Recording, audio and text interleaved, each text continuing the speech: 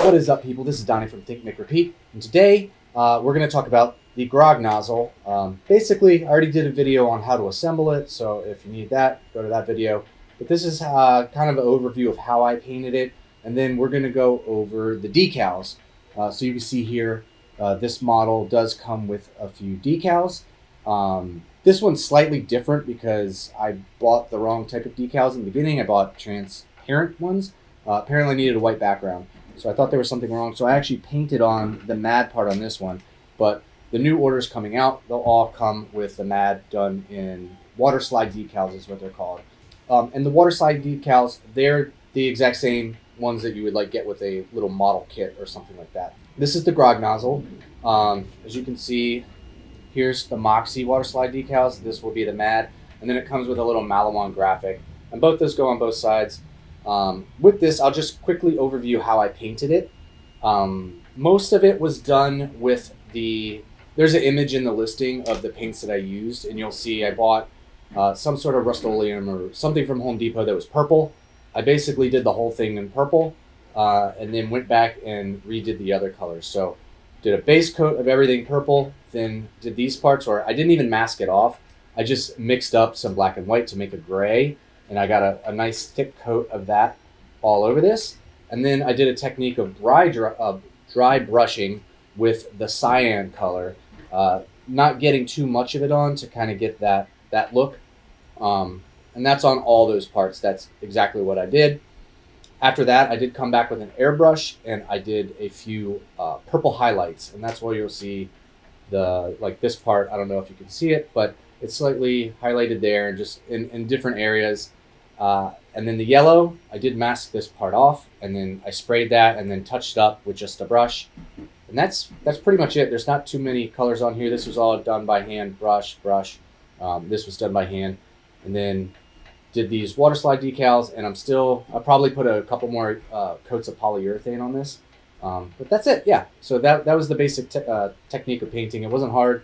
Just the only real thing is, spraying most of it and dry brush this. But you could paint it all by hand too. Same kind of for the stand. So this is what it looks like all put together and with the decals. Now we have one here without the decals. So that's what we're gonna do, putting the decals on here. So the way these are done is I just print them off on the printer, then I spray them with polyurethane, and then I stick them in a Cricut machine, a silhouette machine, and just cut them out. So they're pretty easy to do. We'll actually do this side first because it's a little bit easier because Moxie fits on there better. I don't know if you can see this side, but it's much easier. This side, you have the option because in the actual game, it's just it's not an actual real model, so they don't do it the way you have to do it in the real world. So I put the X here. The other thing you can do, because the eye is all the way over here, and this is actually part of the eye. It's just the way it works in video games and digital production, but it kind of overlaps here, and I didn't want to have to deal with the overlap, cutting it off, or cutting it in half, and putting half here, half here. So I just smashed it all there on this one, and this one's a little bit more spread out. So we'll do this side first. The things you kind of need for this, very simple: a cup of water, your decals, and then I use tweezers. I have a couple different ones here, a couple sharp ones. I like the flat ones. So we'll get going. Just gonna dunk that in here. And you just kind of, I don't have an exact science to this. I did get better as I was doing this one, but it does come off, fairly quick. And the one thing I can definitely tell you want to do is try your hardest to slide it off, because that's the best way to get it to go on the model. So I just kind of put it in there, and then I stick it here, and I take my finger, and you can see it starting to slide. So I'm going to use this as a reference for this one to kind of know where to put my letters. So I'm just going to put this down.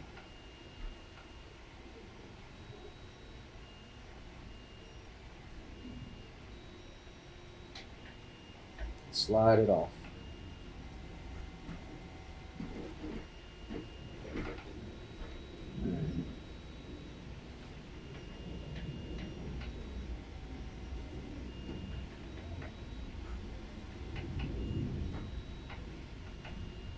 And don't worry if it gets over that hole.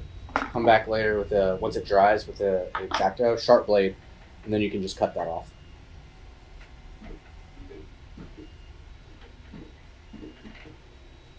So doing the O next. And every time I do this, I do print out a graphic so that way I know, and I do both sides if I'm doing something like this, so I know kind of like where it goes.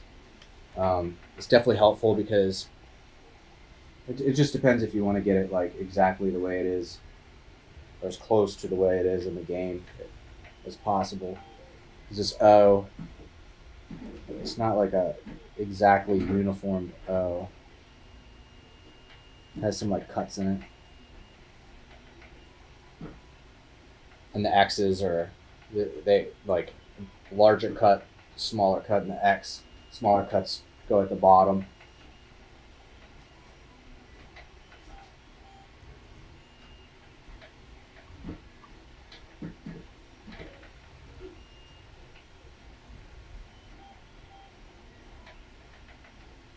See, that wasn't a long enough time in the water.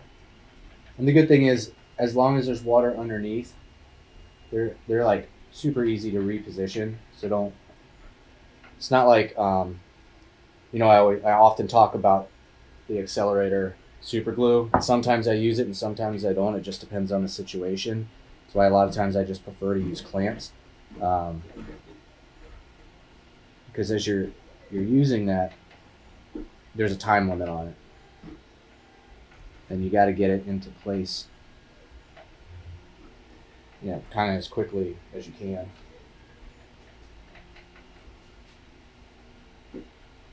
Otherwise, it sets too fast, and then you screw the stuff up. And I've actually had to break pieces off and then sand them down and then redo it.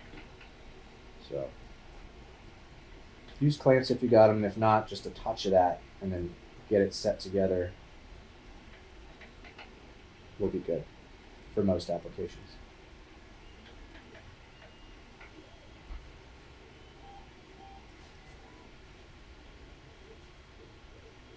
All right. And the other thing is you don't want to leave these in the water too long, because one thing I noticed is if you leave them in the water too long,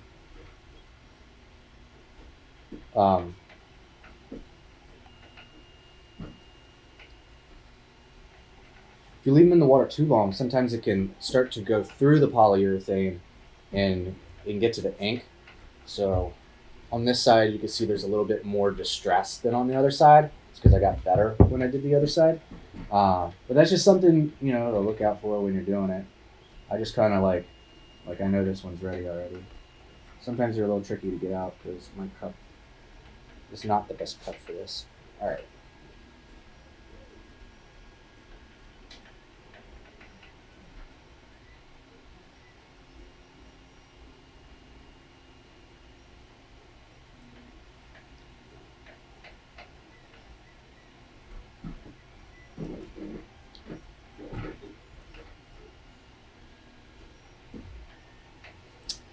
And then the little heart.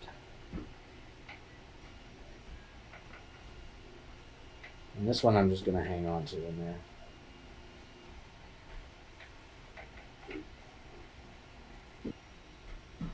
All right. And then we'll do one of these, and that'll be it, because it's the same on the other side. As you can see here, I could even keep repositioning them to make sure they're lined up. And I'll wind up cutting that part off. So this part goes right in that little hole. So